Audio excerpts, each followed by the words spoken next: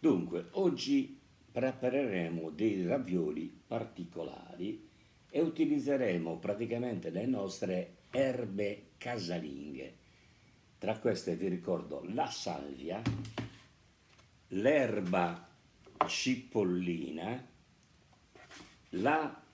santoreggia ed infine il timo. E abbiamo preparato un pesto a base sia di queste erbe che di basilico essiccato e fave, le fave che abbiamo preparato con il guanciale sardo del Nuorese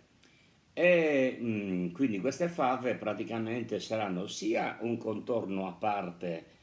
con queste erbe e il guanciale,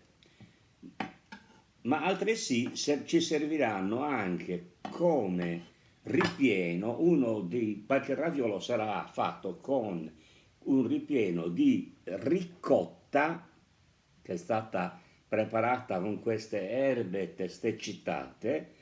quindi saranno o con la ricotta oppure con questo pesto di fave e di casizolus, di Santo Lussurgiu.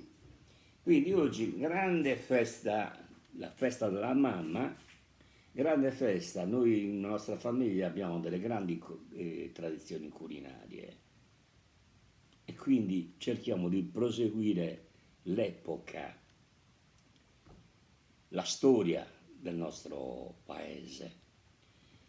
e vi posso solamente dire